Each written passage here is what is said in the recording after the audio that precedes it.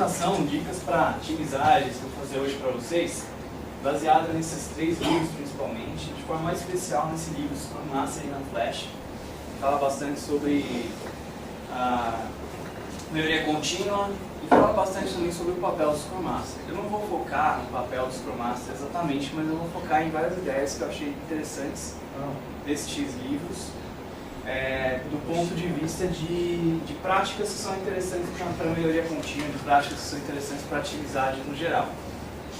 Uma coisa que ele questiona que é interessante é assim, tem muito trabalho para fazer, para passar tempo buscando aumentar a eficiência. Então, às vezes, a gente fica tão enrolado, tão preocupado em entregar, trabalha altas horas, né? Faz aquelas horas extras e não se preocupa em otimizar o nosso tempo. Então, é aquele velho paradigma, a gente já falou bastante disso aqui, que não é o tempo que você trabalha que dita a sua produtividade. Então, você pode trabalhar lá 10 horas por dia, mas um outro cara que trabalha 4 horas por dia, ele consegue ser mais eficiente, porque ele está usando as práticas mais certas, porque ele está mais focado, porque ele está fazendo um trabalho melhor. Então, o seu esforço, ou muitas vezes o tempo que você está trabalhando, ele não dita exatamente a sua produtividade. Então, muitas vezes é interessante você parar, ter uma certa cadência para parar para refletir no que você está fazendo e melhorar a eficiência do que você está fazendo. Isso está bastante ligado com as retrospectivas que a gente tem no Scrum. Alguns times deixam de fazer reuniões diárias retrospectivas com a desculpa de otimização. Só que, na verdade, na grande maioria das vezes, é um certo abandono das coisas, né? Então, é muito comum a gente dizer que nenhuma solução serve para todos os contextos. Isso é verdade. Muito comum a gente dizer que não tem bala de prata. Isso também é verdade. E é muito comum também a gente ouvir que, para cada contexto, geralmente vai ter um processo otimizado que vai ser melhor. Então, não vai ser aquele by the book que a gente lê no livro e faz igualzinho, que vai ser o melhor processo para aquele contexto específico. Cada contexto vai precisar de uma certa otimização. Porém, muitas pessoas embarcam nessa ideia, só que caem no engano de abandonar muitas práticas, sem se dar conta das consequências que o abandono dessas práticas tem. Então, simplesmente eu falo, bom, não tem tempo para fazer retrospectiva, não está agregando nada, não tem tempo para fazer reunião diária, não está agregando nada, e vai abandonando essas práticas. Só que aí também perde os benefícios que elas trazem, né? Tem bastante a ver com a ideia que o pessoal da comunidade discutiu bastante como Scrum But. O pessoal fala assim, não, eu faço Scrum, mas não faço reunião diária. Eu faço Scrum, mas não faço retrospectiva. E assim você vai deixando uma série de práticas de lado, mas fica um gap, não tem nada que preenche aquele vazio e que substitui os benefícios que aquelas práticas trariam para a equipe. Essa frase do Deming diz assim, não basta fazer o seu melhor, você precisa saber o que fazer, então fazer o seu melhor. Tá bastante ligado com a ideia que eu falei no primeiro slide, né, do tempo que você trabalha, a quantidade, o seu esforço, ele não está diretamente relacionado com o resultado, porque você pode trabalhar muito, se esforçar muito, mas está fazendo a coisa errada, e o resultado que você vai produzir também vai ser o resultado errado. Então você precisa saber primeiro exatamente o que você precisa fazer e daí fazer o seu melhor trabalho. E as retrospectivas, né, todo o processo ágil em si está focado justamente em você ter ciclos de feedback curtos para você poder aprender, para você poder refletir sobre o que você está fazendo e fazer cada vez melhor. Por isso você tem que exercitar o feedback. O time tem problemas que muitas vezes são apresentados na forma de reclamações, na forma de argumentos, na forma de olhos baixos, na forma de desculpas. E é importante a equipe, né, como um todo, o Scrum Master ou alguém que esteja fazendo esse papel de facilitador, está sempre observando esse tipo de reação da equipe, porque muitas vezes pode estar representando algum sintoma que pode ser tratado, que pode ser observado, que pode ser resolvido através desse feedback para sanar determinados tipos de problema que a equipe pode estar enfrentando. Em vez de focar em terminar o seu trabalho, foque em fazer o que for preciso para que o time entregue. Poderia resumir o comportamento de um membro de um time ágil nessa frase aqui. Achei fantástico isso. Porque o que acaba acontecendo muito é que a gente, no dia a dia, pega o nosso trabalho e vai enfrentar esse trabalho de forma meio que individual. cada um de nós puxa lá uma história, cada um de nós puxa lá uma tarefa, por mais que esteja puxando, que já é uma coisa legal. Só que foca em trabalhar sozinho, resolver aquele problema sozinho. Mas a metáfora até que se usa no Scrum é justamente da equipe fazendo o quê? Resolvendo o problema junto. Então um está ajudando o outro, um está colaborando com o outro. E muitas empresas usam métricas individuais, por exemplo. Bom, vou medir a performance do Endola, vou medir a performance do Lui, vou medir a performance do Roger Lista. E aí, quer dizer, tempo que o Endola passa com o Roger Lista é menos tempo que ele passa nas tarefas dele, que são atribuídas para ele. Então, se ele é medido pela performance dele, ele vai falar que ajudar o Roger Lista que nada, vou fazer o meu trabalho aqui para eu aparecer bem. Foi dito antes, né? Cada pessoa tem seus pontos fortes e são diferentes, todo mundo é diferente. Para a gente saber aproveitar esses pontos fortes de cada um, quando a gente cria um ambiente colaborativo, acontece uma sinergia grande. Porque você consegue utilizar dentro de um mesmo problema os pontos fortes de cada membro da equipe para resolver aquele problema de uma maneira muito melhor do que cada um poderia resolver sozinho. Então é por isso que as tarefas, as histórias, o trabalho é atribuído para o time em vez de ser atribuído para o indivíduo. É claro que se você não tem um ambiente de confiança, você vai ficar preocupado, porque você vai pensar assim, poxa vida, mas então eu tenho aqui 5 pessoas no time e eu vou atribuir o trabalho para o time, mas e se tiver um cara ruim que estiver escondido no meio do time e eu não estou vendo que o cara não está fazendo nada? Geralmente essa é uma das perguntas que os gestores se fazem quando você fala dessa abordagem mais ágil. Mas percebe que por trás dessa preocupação, por trás dessa pergunta, tem uma série de outros conceitos ali, outras premissas que precisam ser quebrados para trabalhar com uma mentalidade mais ágil. Porque se o time está de fato comprometido em fazer um bom trabalho, se estiver acontecendo uma situação como essa, de um membro estar trabalhando de forma negativa, não está colaborando, naturalmente o time vai resolver esse problema, porque tem ali um grande espaço para auto-organização. Então, o investimento, né, no sentido de confiar no time e atribuir trabalho para o time, ao invés de atribuir trabalho para o indivíduo, cria um ambiente adequado para que cada membro do time se preocupe em potencializar a entrega, ao invés de potencializar a maneira que ele vai aparecer no resultado do trabalho com o indivíduo. Não sei se eu consegui ser claro, mas é um dos fundamentos de agilidade, né? Ter essa visão, tanto na gestão da organização, quanto cada indivíduo também precisa saber enxergar isso. O papel do Scrum Master, ele resume em lidar com as cerimônias oficiais, né? Que cerimônias são essas? Reunião diária, reunião de retrospectiva, a própria interação, o próprio sprint, né? A demonstração, a review, além das cerimônias, acompanhar o progresso da equipe, ver como é que as coisas estão caminhando. Dentro desse progresso, com certeza vão surgir impedimentos e ele precisa ajudar a equipe a resolver esses impedimentos e ajudar a equipe a aumentar a capacidade, que possa produzir cada vez mais, que possa entregar cada vez mais para estar sempre melhor. Esses papéis podem, dentro de uma visão ágil, estar distribuído entre os membros do time. No Scrum, esses papéis eles são centralizados de maneira, não diria 100%, mas grande parte dessas atividades ficam na responsabilidade de um papel que é o Scrum Master. Você perceba que esse papel pode facilmente também ser disseminado entre os membros da equipe se você não está utilizando o Scrum, está utilizando algum outro tipo de método. Então, as cerimônias do Scrum. E o aprendizado é uma das coisas mais importantes de um sprint. Mas muitas vezes, devido à baixa urgência, né, muitas vezes é negligenciado. Então vai de encontro com outras coisas que a gente falou agora há pouco também, né? Você está muito ocupado apagando incêndio, você está muito ocupado, preocupado e você não consegue pensar em aumentar a eficiência. Então, para aumentar a eficiência, você precisa aprender. Então tem que ter um certo tempo, um certo momento para você aprender. Aqui agora, por exemplo, a gente está discutindo sobre métodos ágeis, que faz parte do nosso dia a dia, que faz parte do nosso trabalho, a gente está refletindo sobre o que a gente faz e a gente está tendo um momento de aprendizado, né? Ontem a gente teve o Clube do Livro, a gente tem uma série de momentos na nossa semana, vamos dizer assim, que são voltados para o aprendizado, porque a gente considera que isso é muito importante. Outras empresas, muitas vezes, negligenciam esse tempo porque estão preocupadas com as urgências e não com as coisas que são importantes.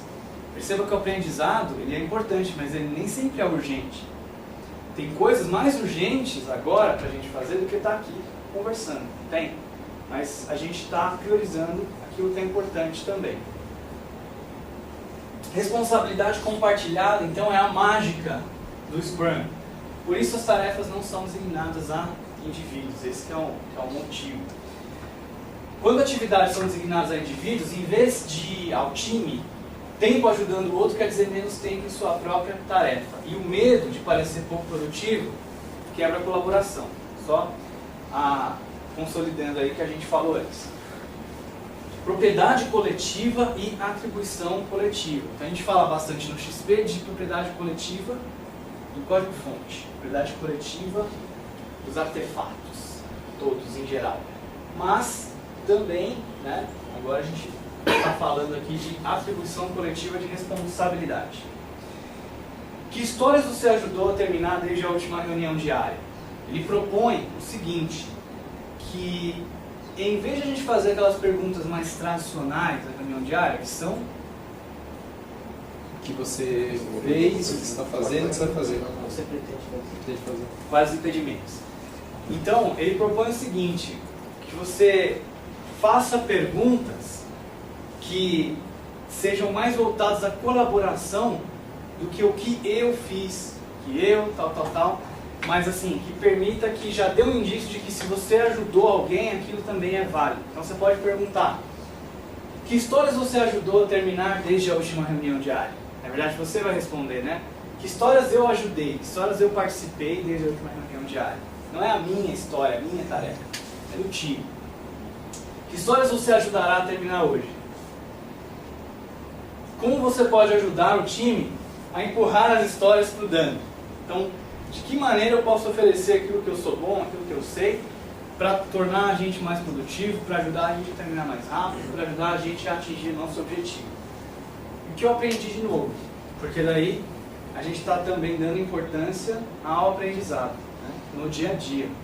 E isso seria na reunião diária.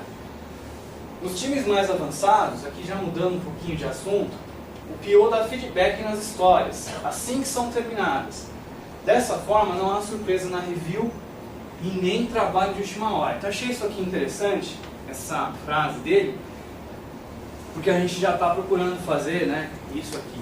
Então é uma coisa interessante, se o PO está próximo do time, se o PO está lá no dia a dia, não precisa esperar até a review para mostrar aquilo que foi feito, para chegar na review de repente ter alguma surpresa.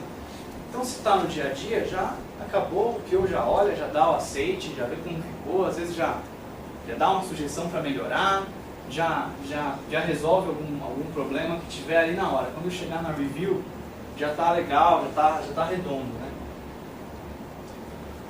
Outra coisa importante que ele fala também, sempre nas retrospectivas tem que sair com uma lista clara de ações para melhorar.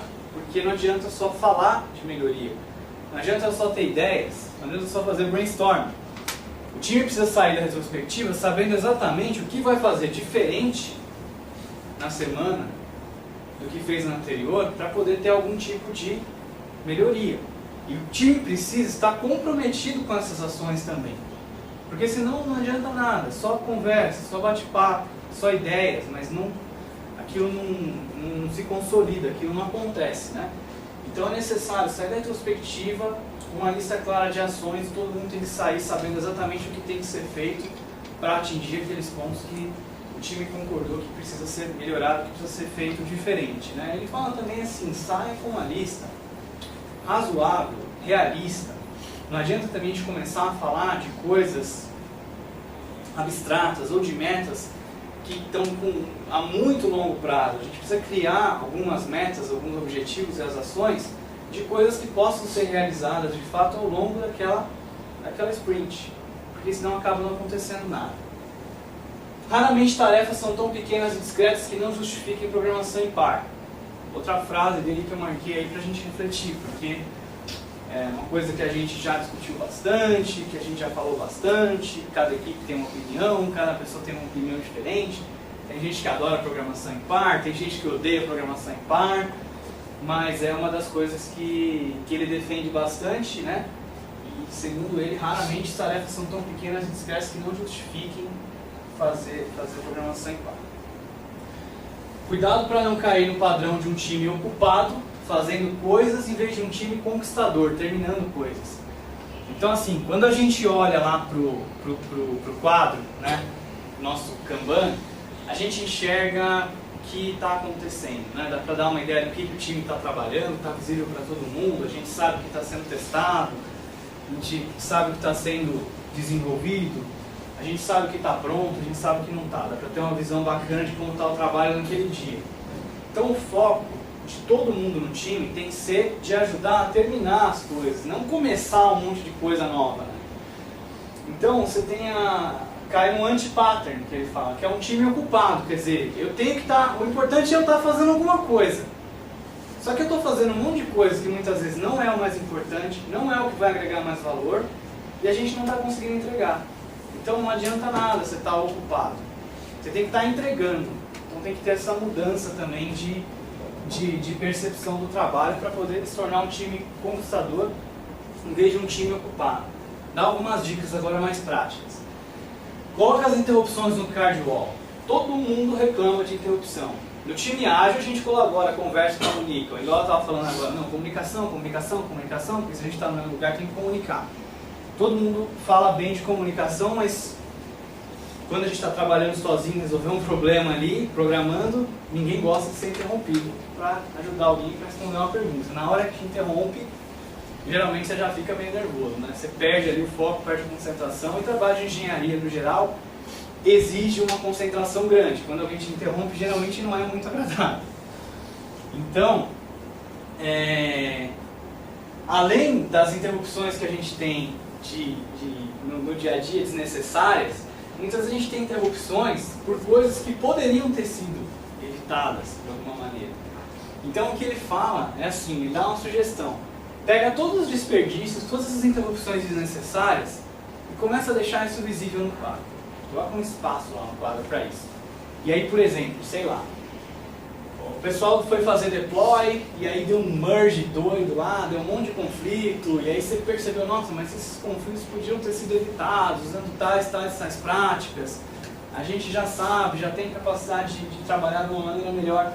Então você põe lá, dia 25 de janeiro, eu perdi 12 minutos corrigindo conflitos no Git que poderiam ter sido evitados. E aí leva isso para a retrospectiva para discutir melhores práticas para isso não acontecer mais.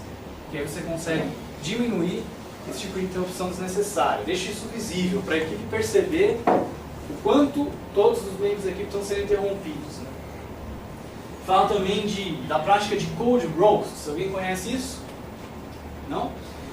Sessão para mostrar o código-fonte na tela para todos e discutir sobre boas e más práticas. Estão muito parecido com o que eu não estava presente, mas ouvi que o Lui fez uma coisa mais ou menos assim, que é você mostrar um código real que foi feito. A ideia não é procurar culpar. Será que tem um jeito melhor de fazer isso? Será que precisava mesmo ter feito isso? Será que a gente está reinventando a roda? Será que a gente não está duplicando o código? Será que a gente não está colocando mais responsabilidade na classe do que precisa? Esse tipo de discussão assim que acaba sendo enriquecedora para todo mundo. Outra ideia legal: manter uma lista de desejos. Então sempre que o time encontrar um tópico que gostaria de saber aquilo, né, uma distração que gostaria de evitar, ou uma pergunta que gostaria de saber responder, você colocar isso na lista de desejos, né? Eu gostaria muito de saber tal coisa, eu gostaria muito de poder responder tal pergunta, eu gostaria muito de saber uma maneira melhor de fazer tal coisa. E aí você trabalhar nessa lista de desejos também na retrospectiva. Isso pode se tornar algumas ações para trazer esse conhecimento, para trazer as realizações desses desejos para o time. Use as paredes para disseminar ideias, como por exemplo o Clean Code, o Wiki, sei lá. O que você quer vender de ideia legal para a tua equipe, para o teu time, que prática que precisa melhorar, é programação em par, é TDD, é teste de unidade, é teste de aceitação. é escrever um código mais legível, escrever um código que os desenvolvedores consigam entender, dar nomes melhores para as coisas. O que você quer disseminar de ideia? Então ele fala, usa, né? KPIs são muito visuais. Geralmente já tem esse tipo de ferramenta visual disponível, quadro na parede, esse tipo de coisa. Então usa para disseminar algumas ideias também, né? Eu já fui em várias empresas que tem a foto do Uncle Bob lá apontando para o cara. Você é responsável pelo código que escreve, né? Por exemplo. Então são coisas que ajudam a disseminar essas ideias. Faça brown bag sessions. Se você não tem um tempo que nem aqui na Ubisoft, às vezes para falar, fazer uma palestra, tal, não sei o quê, pode usar o horário do almoço, chama o pessoal, compra um sanduíche lá no Subway, pede lanche no McDonald's, que é bem saudável, e enquanto todo mundo come, assiste lá uma palestra. Inclusive já fui convidado algumas vezes para algumas empresas no horário de almoço para fazer palestra, foi algumas vezes, foi bem legal. Então eu só uso o tempo de almoço, quem tem interesse, para fazer ou assistir ali uma palestra, conversar sobre alguma coisa, discutir alguma coisa legal relacionada ao trabalho. Organize Move Days, né? Então ele fala assim, tem muitas palestras legais também na internet. Muitas. Tem recurso demais disponível. TED Talks, tem screencasts, né? Tem coisa pra caramba aí. Então muitas vezes, se quer aprender sobre uma coisa, lembra daquela lista de desejos? A gente colocou lá que a gente quer aprender muito sobre melhores técnicas para escrever blocos PSQL mais eficientes. E não tem ninguém na equipe que consegue ensinar a gente a melhorar isso. A gente pode procurar um screencast, pode procurar uma palestra que está na internet, que com certeza deve ter alguma coisa. A gente pode assistir junto, depois discutir sobre aquilo que a gente aprendeu. Então, o momento que o time inteiro aprender uma coisa que precisa são esses Move Days. Pyramid. A ideia é você fazer uma pirâmide para você poder, de certa maneira, garantir que todo mundo tenha oportunidade de parear com todo mundo naquela interação. Então, você tem uma equipe lá com 7 pessoas, todo mundo precisa trabalhar junto com todo mundo, então você consegue controlar que tipo cada um trabalhou com quem, para garantir que a equipe está diversificando, senão cai naquele anti-pattern de pair marriage, né? Só o medium em dólar, medium em dólar, medium em dólar, medium em dólar todo dia, e aí não trabalha com os outros caras, fica sempre os dois lá de mão dada trabalhando, e aí as pessoas não têm como aprender com em dólar e com medium, porque os dois estão sempre juntinhos ali. Não que isso aconteça na vida real, só um exemplo. Tá. Faça Mob Programming Sessions, né? Que são 3 ou mais desenvolvedores juntos para resolver um problema. Que a gente fez ontem pela primeira vez, que já deu para ter alguns insights a respeito disso. Então, outra prática legal. Organizar dojos, randores, katas. Outra prática que ele sugere. Organizar Hack Days ou Hack Nights, né? Hackathons, FedEx Days, coisas desse tipo também para estimular a criatividade da equipe. Eu não vou entrar em detalhes do que é isso, para não chover no molhado, vocês já sabem, mas o pessoal da internet estiver assistindo, pode pesquisar no blog do Bruno Lui, lá tem uma explicação, brunolui.com, o único post que ele fez em 3 anos naquele blog, já vai estar na página inicial. Leia sobre os livros, aprofunde-se mais, tem várias outras ideias legais aqui, vocês não tem coisas bem práticas que a gente pode começar a tentar fazer e tirar proveito dessas ideias que ele dá no livro, dessas práticas. É isso aí, pessoal. Muito obrigado.